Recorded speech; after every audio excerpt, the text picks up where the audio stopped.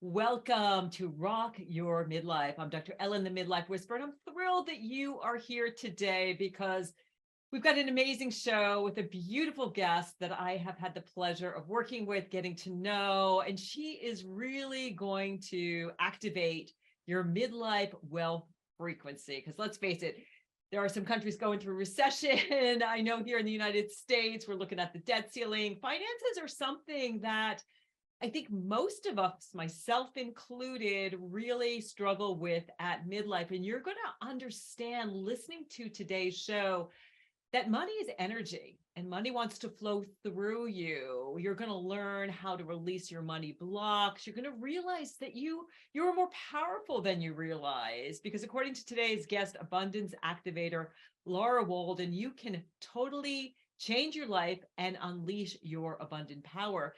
On today's show, you're going to learn exactly how to transform your life and live with more joy, more abundance, more purpose.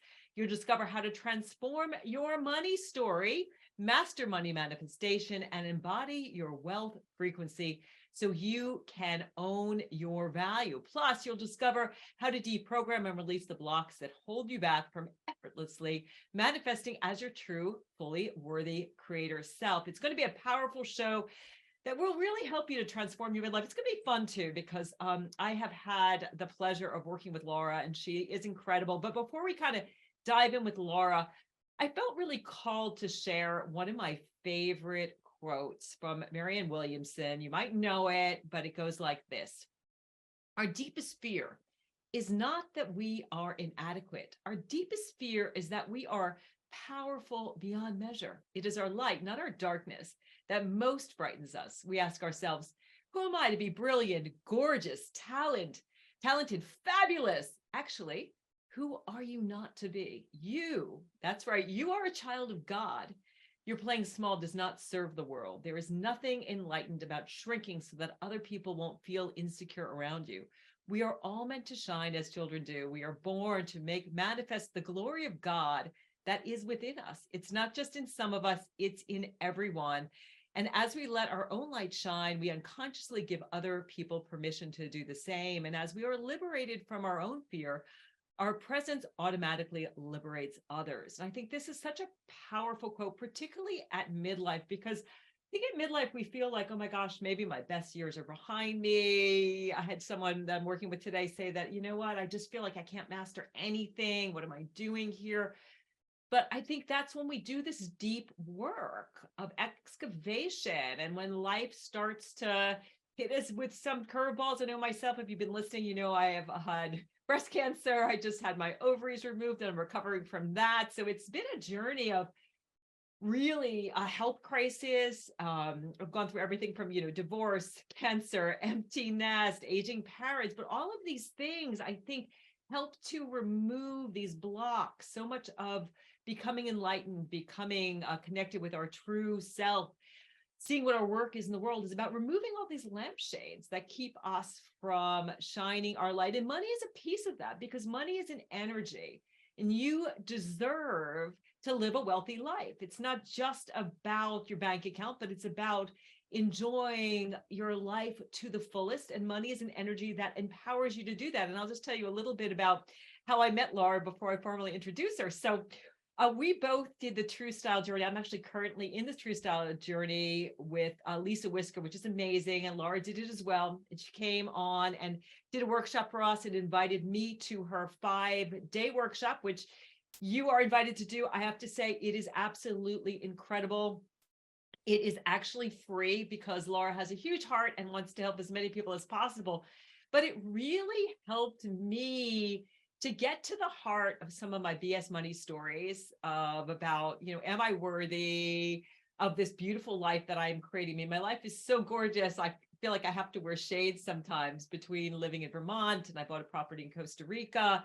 But sitting there and connecting with my future wealthy self, this woman who wasn't scared of money, knew how to use money, knew how to give freely and receive freely, was incredibly powerful. And I credit that workshop partially for making me have the guts to buy this home in Costa Rica. I've been sharing a lot about this, but my fiance, my man, and I Went to Costa Rica January 25th, just on a holiday for 3 weeks. And we ended up closing on a gorgeous property on March 15th. So like less than 2 months from stepping foot in the country to doing this, I knew that my soul was calling me to connect with this beautiful place and really set roots there. And Laura's workshop really helped me to really manifest this and also harness my midlife mojo. Like, yes, I'm 60, but I deserve this. This is what I want. I can do this. I have the financial wherewithal. I can have retreats here. This is the life that I am creating. So she's going to help you do the same. So let me formally introduce her. Lara Waldman, AKA the Abundance Activator, is a wealth coach, manifestation expert, author of Money Manifestation Mastery, and co-author of The Ultimate Guide to Your Soul-Aligned Business. She draws on 2 decades of experience as a healer, spiritual coach, to help business owners, entrepreneurs, investors, and professionals achieve financial success guided by the soul of their business and their wealthy inner wisdom.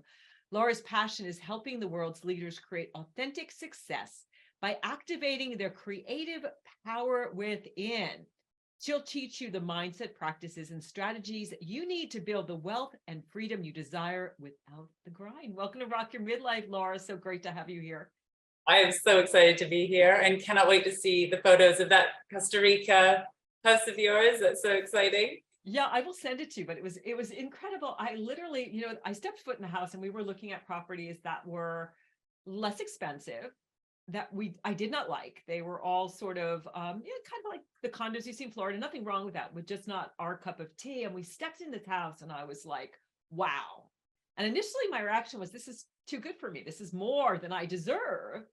And so the next day, Ken and I put our heads together and we were like, it was Valentine's Day. And we were like, you know what? The house is perfect because everything about it was perfect. It was the property we could see ourselves in for the next 30 years, having grandkids, having retreats. And I really credit you because I had to work through so much of my unworthiness, BS stories, to step up and like go walking to the real estate agent. I was shaking the day we signed the papers and like put down that deposit and say, yes, I deserve this. This is the life I want. It's kind of crazy to walk into a country and then buy a house in like less than, 3 weeks. But I'm so glad that I made that decision. So I'm so excited to share with all of you who are listening. I know all of you have dreams, and let's face it, we need money to fuel those dreams. So let's get into it. First, let's talk about tell us about your healing journey, because you can just like wake up one day and decide, I am the Abundance Activator. How did you get here?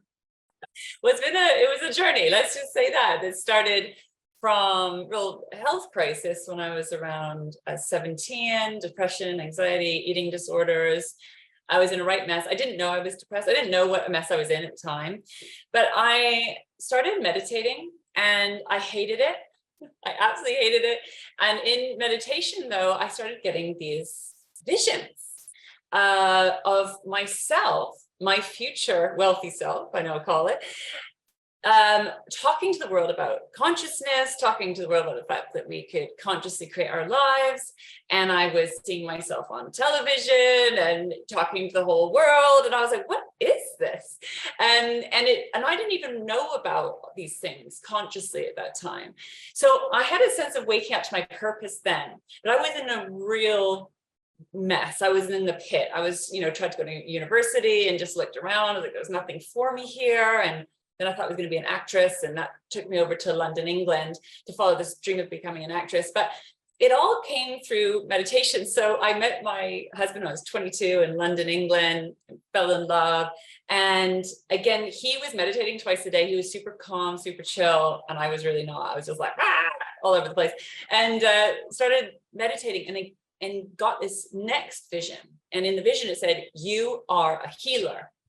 And in lights in front of me, and all I remember is collapsing on the bed in floods of tears in the fetal position, because in that moment I knew I wasn't going to be an actress, and that 5-year dream that I've been going for was like done, and I just knew it in that moment. I didn't know what a healer was, and I didn't really understand. All I remember saying is like, whatever this is talking to me. I was like super pissed. I'm like, I'm not going to go look for this. You have to bring it to me.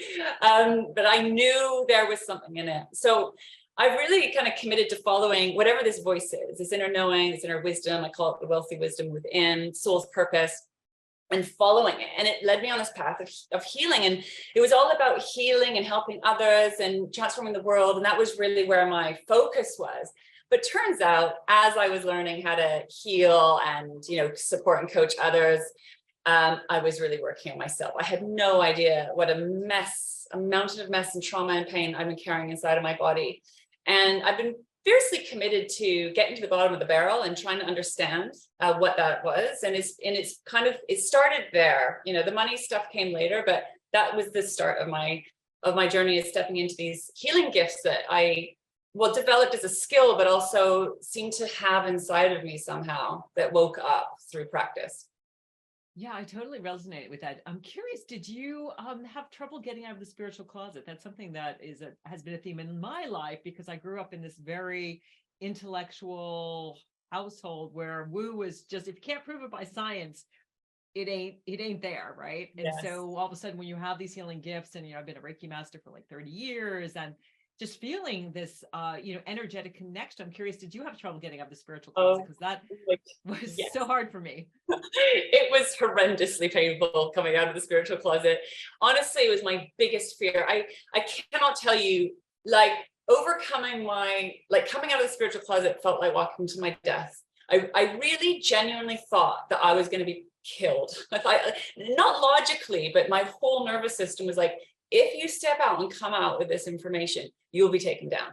And I honestly had to work with it for years and years. I think I could have fast-tracked my career much faster had I not been completely paralyzed with debilitating fear. And I think because at that time, there wasn't really the science behind it. I knew it worked. I had plenty of evidence about the transformations that were happening. But it was very poo-poo. I come from, a family that's, all Oxford, Cambridge educated, it's not really what we do. And it was very dumbed down and criticized, and, oh, nice there, little girl, and your silly ideas. Oh yeah. So yeah, it was horrendous. It was horrendous. And then one step at a time, this is when I really realized, so much of these fears that we have, I was first I'm going to be taken down. And that really connected me to sort of past life, or what I would call history of what happens when we, this sort of old kind of, the witch wounds and all of that.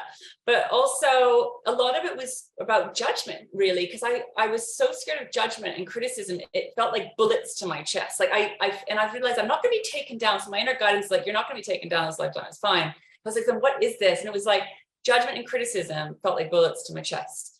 And so actually it was a fragility in terms of my ability to handle people's judgment, criticism, or rejection. It was absolutely paralyzing to me, because that sort of hit into some core trauma wounds of mine. But it took me a while to figure that out, and realizing that it was all just in my head, mosely in my head, and that was one of my first money blocks right there. Yeah, that's so true. I remember myself, if you're listening, people aren't judging you and looking at you the way you think they are. We're all looking at ourselves. And it's if you get one thing from today's show, it's all of these ideas you have about what people are thinking and what they're going to say. They're not. They are totally not thinking about you. Everybody is has this default network running down the middle of the brain that we're all trying to figure out, how do I fit in? Who am I? Am I in danger? So when you start to realize it's just in your head, I know that to me has been such a powerful revelation that, our brains are constantly scanning our environment for worry and what could go wrong. And they're trying to protect us. And all of these BS stories drive you absolutely crazy. So was there a moment when you realize, oh my God, these are just stories that I'm telling myself, and I can just let this go, or I can process these stories and create a new story for myself?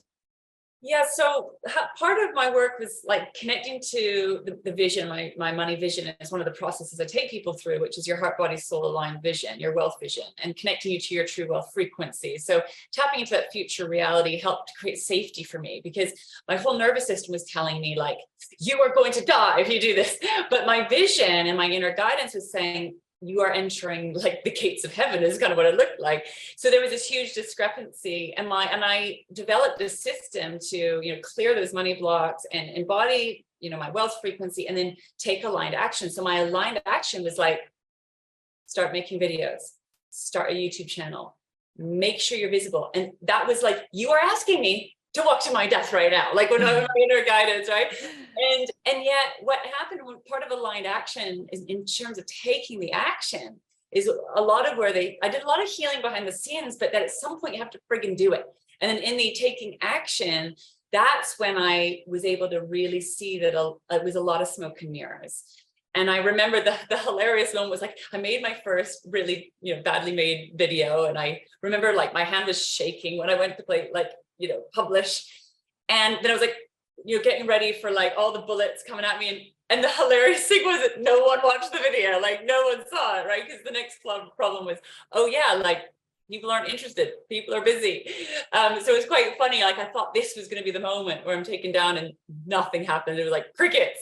So that was hilarious. And that's when I really saw, oh yeah. And then the more you do, more and more I did it and just became more consistent with it. I just developed a new habit and a new skill and became comfortable being visible on camera. But it was so, it was so intense. It really, I so thought it was real. Those fears felt so real. And you don't really know. So that's why I love aligned action. When you're following the action that's guided from your heart and soul and body, it's like walking through the fire or walking through the portal. I call it the pain portal to prosperity. And you don't really know because it feels like you're risking everything. Right, but it feels like every time you take that leap, your intuition gets stronger, your ability to lead, to create this path. Don't you feel that at each time you like get to another precipice and you jump off, you get to a higher precipice and it just keeps going and growing? Yeah. What's really interesting is I still find it really intense, but I know what's happening. And I catch it faster and I catch it sooner and I can move through faster, where I think before I'd be taken down for like weeks or months or years. Now I'm like, oh, there it is. Shift, move, let's go. And I know the support I need. I know what holding I need when my nervous system is freaking out, my trauma is getting activated, and I feel like I'm kind of going to die again. I know what I need to do to hold myself so I can keep moving forward. I think that's the only difference, because like my brain's like, okay, now this time, like this is the time, every time it's like, oh, really? But what I built is a relationship of trust between myself and my inner guidance. I built a relationship of trust with myself that I can handle things. I've learned to trust this path. But every time I'm on that precipice of something new that I don't necessarily have the skills for, and I don't know how to do it, and I haven't done it before, it's not as bad as it was that first time with I'm going to die, but there is a little voice that's like, this might be the moment that you die now. It's like, this might kill you now. So I've always got that this could kill you going on. And it's a slightly different story every time. So it was like, you're going to be taken down. Then it was like, your husband's going to leave you, or like, you're going to have to leave him. And then it was like, now it's like my body, like, maybe I'm going to get cancer if I keep going. It's like, if I keep doing this, something bad is going to happen, is essentially this like little gremlin in the background. So I've just learned how to hold it, how to see it, how to work with it, and not like, my thing is like, lead from your wealth. Do not let that part of you lead. Work on it, quiet it down, do all the things to kind of chill it out, but do not let that voice lead. And so that's a discipline and a practice that I have to do every day still. So I know this work inside out, upside down. It still stresses me out from time to time, depending on what I'm being guided to do next. Yeah, it's a powerful lesson. I love what Elizabeth Gilbert says about fear. It's like she tells fear to take a back seat in the car, but you don't let it drive. So if you're listening, I know you've got something that you are here to do that you really want to do, and you're staying comfortably uncomfortable. Listen to what Lara is saying. You've got to tell that fear to take a back seat. It's like so important to, like the Merriam-Webster quote, shine a light on it, shine a light on fear, that fear you have of how great your life can be and how awesome your contribution to the world can be. I tell people, name it, you tame it. So, hello, this is fear. Got it. No use. You've seen you before. Shining a light on you. Just like, when you've got like cockroaches and things, you shine a light on them, they scurry away. Feeling it in your body. It's so important to do that body work, and then just soften, soothe, and allow it to be there. It's, if you're going to move forward at midlife, you're gonna have to be comfortable and comfortable. That's just part of the story. But the good news is that everything really is on the other side of fear. It's a little cliche, but it's really true. Everything that you want to do. And I don't know, for me, it's always so powerful to think about how I'm changing lives and how I'm healing people more. It's not about me, But when I start connecting with other people and seeing how we're all in this together, and this shared wisdom, how powerful that is, it kind of gets me out of the hump. So let's talk a little bit about the healing money connection. Like when people think about healing, I'm a Reiki master, so I think about like people on the table, hands-on healing, prayer, things like that. But where is this connection between healing and money? Well, I guess first and foremost, I was a healer and a spiritual coach and all about soul connection and soul purpose. And then I was guided into this body of work with money. I did not want to work with money, just to be very clear. It was like the worst news I ever heard when I got that download. And I was shown this beautiful vision of a transformed financial system, right? That our current financial system has been built on more abuse of power, and it's sort of a life-taking energy. It's a suffocating energy rather than a life-giving. And my guidance was like, we need to get money into the hands of heart-centered business owners, and you're going to help them do that. I was like, what? And so I had a lot of objections. I had a lot of questions, and I had a lot of, again, more fears about what that actually meant. So I had to first and foremost go through a journey of what that looked like. So again, I was shown a whole version of wealth and being with money that I didn't know was possible. I didn't know it was a thing, and I didn't know it existed. So I'm like, am I just making this shit up? Is this just pie in the sky BS, right? And I had no idea how much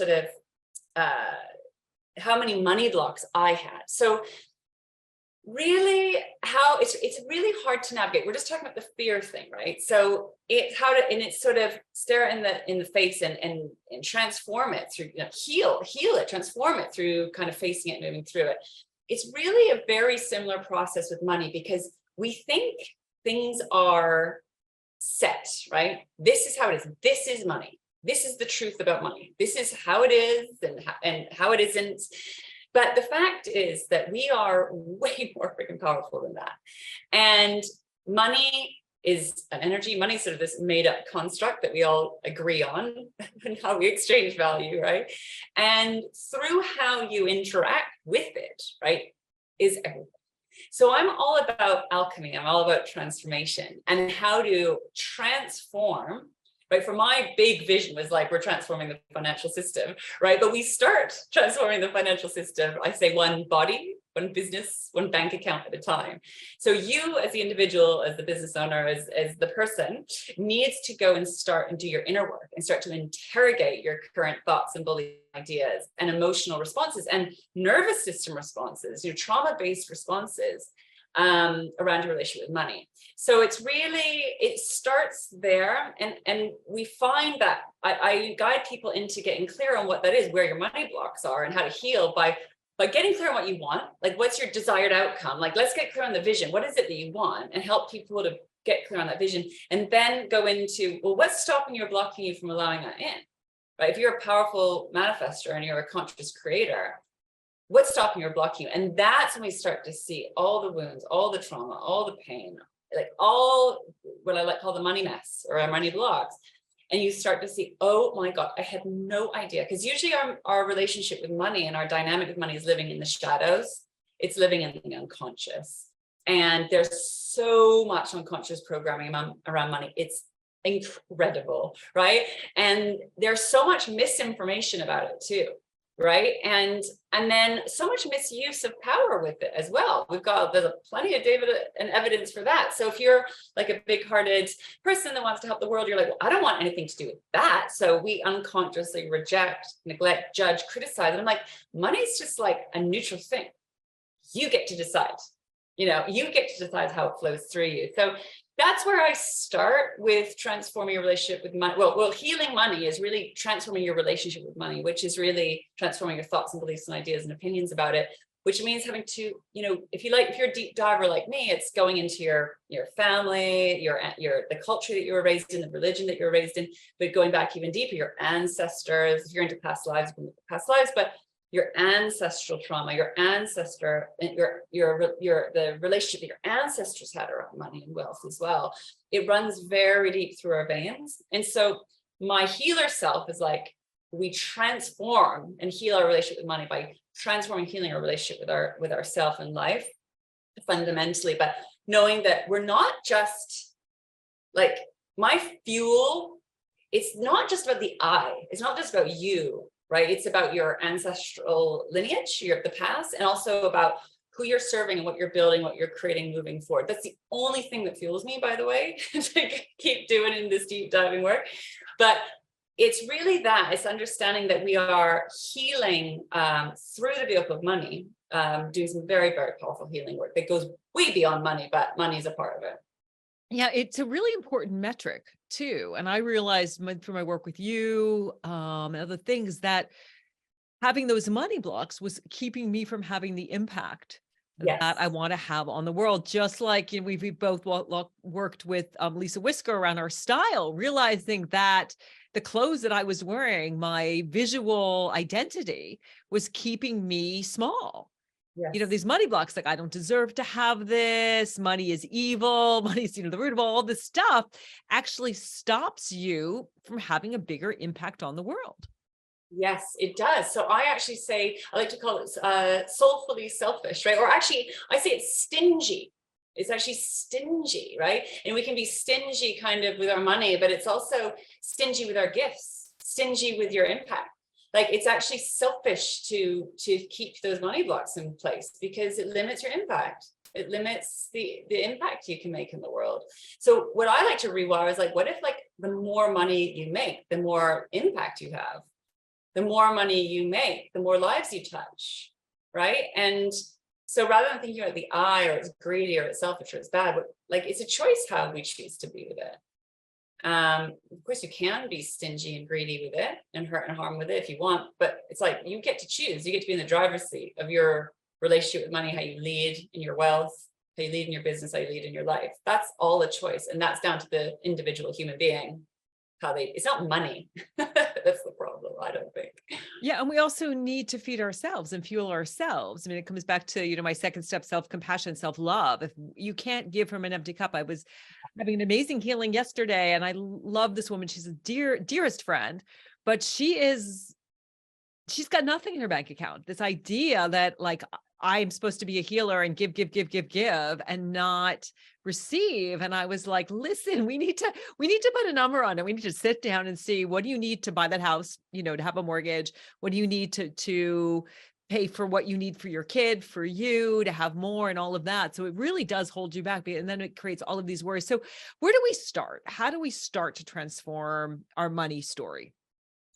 Very good question. Gosh, that example like hit home to me. Like, when I was a healer, I was completely overgiving, not charging anything. Give. It actually, it's a very painful place to be once you start. It sounds good. It sounds like altruistic, but it's not actually. It's fear-based. It's actually fear-based. So it's a really good question. Where do you start? I think even asking you. So I like to say, what do you want? What do you really want? Right? And why do you want it? And even asking, what do you want? What do you desire? Can bring up a lot of shame, particularly for women, right? That wanting is bad, desiring is bad, right? So we need to think, what is it you want? What is it you really want? And what aren't you allowing yourself to have? And so that's one way in. Like, how much money would you love? How much money would make you feel relaxed, safe, you know, financially secure? That could be another way in. But what you just said is, you can look at it really practically and logically. Like, what is the lifestyle that you would love to have? Like, what do you need to feel supported, to feel safe, to thrive, so you can actually get on with your purpose, right? And to activate your purpose, to activate your power. So we think, what I like to think about, what are the foundations, or the financial foundations that you need under you to hold you and support you, that will activate you and allow you to really show up and do your thing. Right? Because if we're giving from the empty cup, so for me, I was completely overgiving. I was like giving my service away. I wanted to heal the world, but I was like, I am nowhere in this. Like, I'm not part of this. I'm just going to give, like channel the light, right? But I was broke. I had no money. And I had this deep story that I'm alone in the universe. I'm unlovable. I'm not worthy. I'm not deserving. And I have no value at all. Right, which completely leaked my energy and leaked my resources.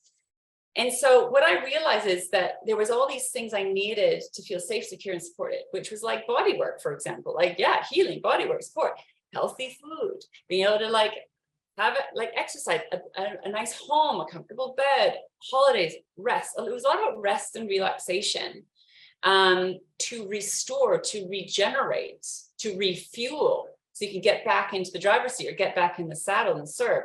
So I was just give, and then I drain and burn out. I mean, I've burnt out so many times. My body taught me the hard way. So it's like, you have to think about, it's the infrastructure that's going to hold you and support you. One thing that really helped me with this was, I was listening to, there's a woman who I've worked with called Wilson, the Welsh chef, and she used to be an architect. And she said that about a third of the building is underground. In order for that building to rise and be, strong and tall, it needs, I didn't realize that, like, there's all this infrastructure underground. If you think about it, like the tree, right? For the tree to rise, the roots need to go just as deep, right? This infrastructure of support. And when you have trauma and you're disconnected, it's like you sever your root system, you disconnect. And we can't draw energy up to feed us, to fuel us. Or if you try to build, that's what I see so many business owners do. They're like skyrocket to multi-millions and everything comes crashing down, because if you build a building without the infrastructure, it's going to come down. If a tree tries to rise without roots and the wind comes and knocks over. So now what I see is these financial foundations, when you have your needs met on every level, right, you can truly rise. You can be that strong oak tree, or that building that can stay up in earthquakes, or the tree that can handle all, can bend with all the weather. So it builds resilience, it builds strength, it builds that safety and security. So you can keep rising, you keep showing up, you can keep leading, you can keep serving. Without that, we just crash. And so what I see particularly, because even on the outside, like I work with a lot of successful business owners, but it's like behind the scenes, things are rotten, right? With maybe it's relationship, or maybe it's health, or maybe like home life is shit, even though on the surface, like they've got all the money or whatever. So my things is living abundance. It's like, yes, money, but that's one pillar that's really important. But so we need to think about, it's not selfish, because I had so much shame to overcome. It's so much shame I cannot tell you, because I thought it was bad. It's selfish to focus on me and focus on what I need and focus on what I want.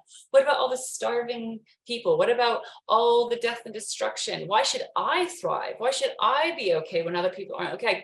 I could not reconcile this. I'm like, I've just got to give away, because I'm a woman with white privilege in the world. Like, why should I be rich? Screw me. Like, I was really sort of in this real inner conflict about it. But what I understand now is I cannot serve if I'm not well supported. Right. And we can support those causes that are near and dear to us. We can't save the whole world, but we can save what we're called to do. But we can't do that if our tree is tumbling down. So let's talk about, okay, we've got our roots. We are, have dealt with our BS money stories. Now, how do we start to manifest like crazy? Once we get to that place of like, okay, I got rid of my money blocks. I am deserving of wealth. I am like getting my needs met. I see my future wealthy self. How do we start to manifest and call in what we truly deserve and need? Good question. So the truth is, you're manifesting right here, right now, and every second of every day, right? It's not about, we're manifesting all the time. It's just, we don't always like what we're manifesting, right? We're unconsciously creating. So know that the process starts right away, and it's happening right now. So we start right now, right? And it's not waiting to be perfect, because I used to wait to be healed and whole and complete and perfect before I would do anything. And turns out that still hasn't happened. There's still healing to be done. I'm still perfectly imperfect. So we start now. That's the key. But what we want to do is, I call, a process of embody your wealth. So what we tend to do when we're in lack, when we're not enough, when we're in survival, or I'm not deserving, we project out, and we're trying to hustle for external results. We're trying to be like, I'm trying to like run for that thing, or get that goal or that result. And that's fine. But it kind of, it doesn't really create fulfillment, but it also can drain our resources. So we need to kind of scoop up and come from the place of connecting to future wealthy you, but bringing them into the now. I call it embody your wealth, where what if everything that you need is with you now, right? Everything that future life and purpose and everything is here now. And you start to embody it, you start to become it now, sort of live as if. And that's on the level of your thinking, how you're feeling, but also in your nervous system level, on a cellular level. And you're starting to embody it now, which is a journey of coming home to yourself. You say, hold yourself, hold your wealth. And what that does is actually starts to create a vortex of receiving where you start drawing life towards you because you know you're worthy, you're whole, you're complete, you're safe. And your whole energetic system is actually, that's your nature, right? Trees don't go, am I worthy to draw up the nutrients from this soil today? It's like, it just does. And am I worthy to grow and expand? It's like, it just does. And that's actually how our true energetics work. Like that's our true nature. And so all of this, like, that's why it's like so much BS. Most of our money blocks is just total lies and total BS. But that feel very, very real. So it's really about starting now and not waiting. And then from that place, so if you have all the money and if you had all the resources and if you have everything that you want, what do you choose? So I call it aligned action. So you start taking action from that abundance, from that wholeness, and not from lack, because most of us are just running from like unconscious survival patterns, right? And then we just keep recreating based on our past and based on, and sort of how our brains work as well. But it's a discipline, it's a practice. So I recommend every day you're connected to your wealth. And it's a conscious choice to choose to create from that place. You have to make it a discipline. It has to be a focus. It's not gonna, I mean, some things might just magically manifest from nowhere, but generally, for the most part, it needs to be a practice and a discipline and a focus and a choice. And remaking that choice every day and throughout the day. So I think it's worth being honest about that. Yes, I've had like plenty of clients like manifest large amounts of money out of nowhere. And like, you can manifest without trying. And sometimes you gotta let go, let God, right? And get out of the way and stop trying to control everything. But it's also a discipline of literally rewiring your whole energy system. So, but we start now, right? It's like, we're going to go to the money gym, right? We haven't worked out for a long time. So it's like getting to the gym and it's maybe going to feel a little bit bad at first. And it's going to feel hard. And then as you build those money muscles, right, we build strength, you know, one rep at a time. The cool thing that has happened to me, and I don't know if Lara, this has happened to you, but I get so much deja vu. I like find myself, and I start off with, my system is about knowing yourself. So, like when I'm climbing this ladder of success, when I get to the top of the building, the ladder's up against the right building. I find so many women at midlife are clawing up this ladder of success, but it's up against the wrong friggin' building because they don't know themselves. They're doing everything according to what society, peers, parents, spouses tell them is the right thing. And then loving yourself enough that you feel worthy of all of this. But then you start doing that visualization piece. I call it your destination vibration, where you are visualizing the energy of how you want to feel.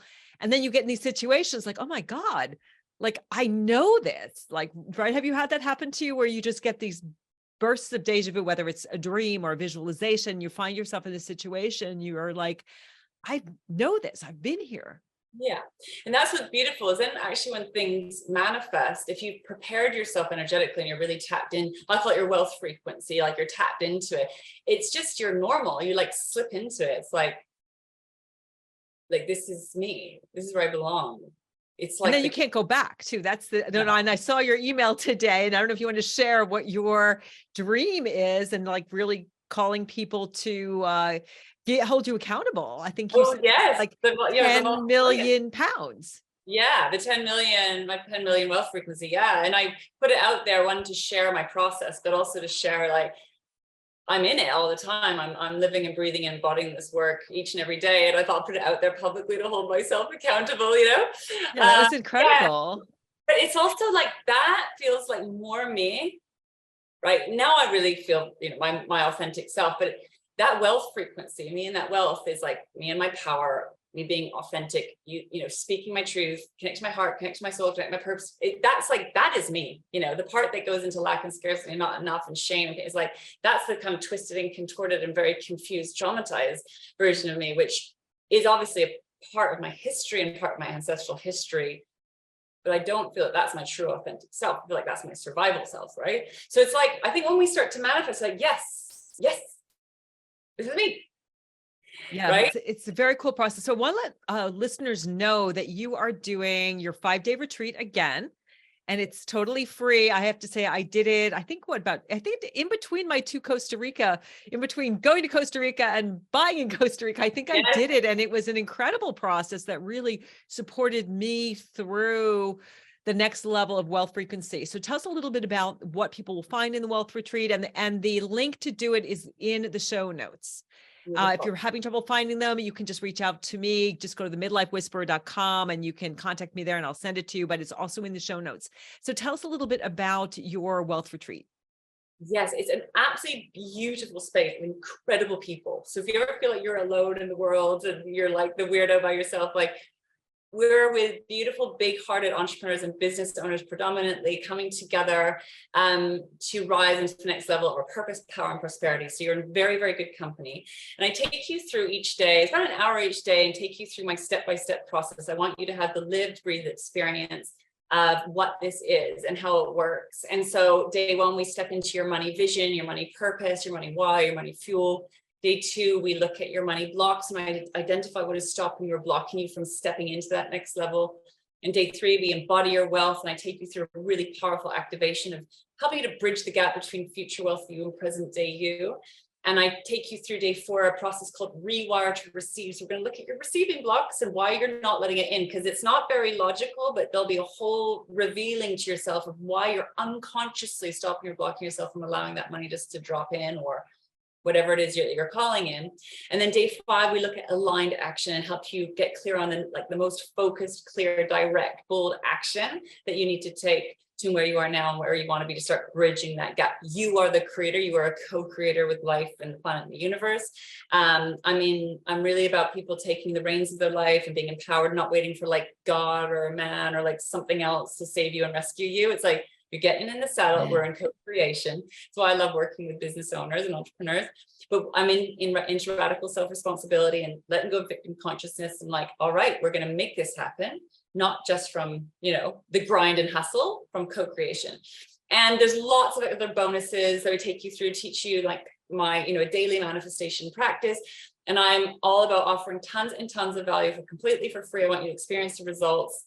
People come in and they make more money than they've ever made when they come to these events, and all sorts of cool things happen. So I'm coming and my whole thing is around safety.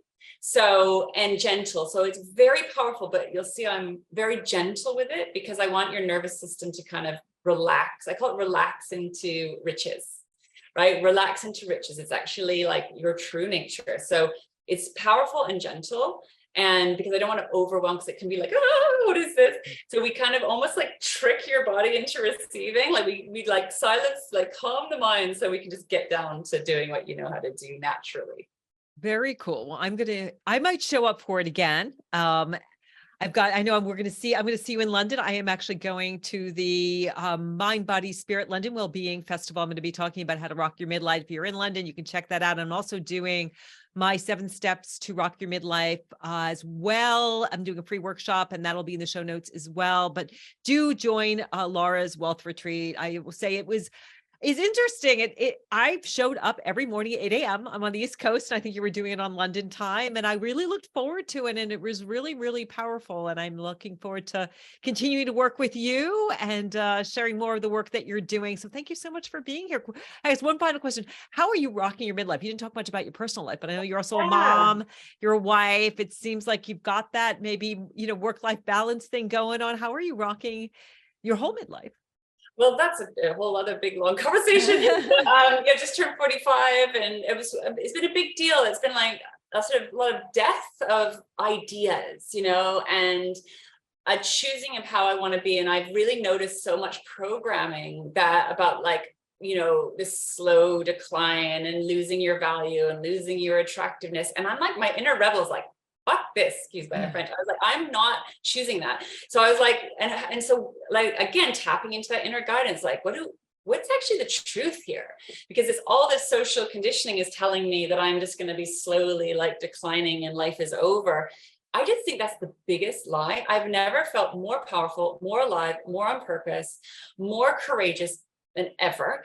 I've also probably never felt more kind of anxious and vulnerable as well, like with kind of perimenopause and stuff like. It's really interesting time of like, I feel safe to be vulnerable in a way I've never felt before. And I feel I'm more alive in my power than I've never felt before. And it's extraordinary. I feel, I've worked hard to get to where I am now. I feel very proud of what we've created. I still feel like I have a huge mountain to climb. Like I have so much more to do. And I'm very excited. And also I really want to keep playing with health is really important to me. Like, how do we like age in a way that's different? Like, I don't want to go into the slow decline version of aging. I'm like, there's got to be other ways to do this, Well, so I'm first always, you get that out of your mind.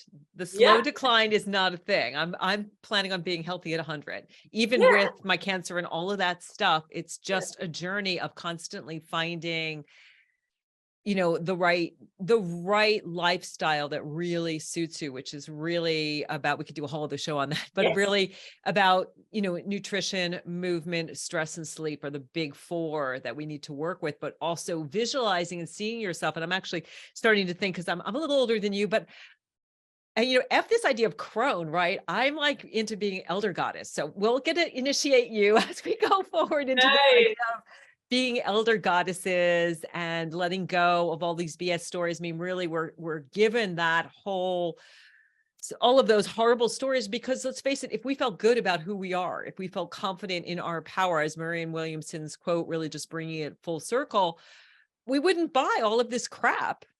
Yeah. We wouldn't buy these magic bullet solutions. And I think what you're offering is something that is, like you said, deep roots, and wealth is a piece of that. So do join Lara for the the wealth retreat. Wealth is so much more than just about money. Living a wealthy life isn't just about your bank account, but that is a big piece of it. I guarantee that you will get value from it. And join me for the Rock Your Midlife workshop that's happening live in London on the 27th at noon. And it's happening the 17th, May 17th at 5 p.m. Eastern Standard Time. If you can't make it, sign up and you'll get the replay. And I promise you that these two events will really help you rock your midlife. So thank you, Lara, so much for being here. Thank you all for listening. We'll catch you next week.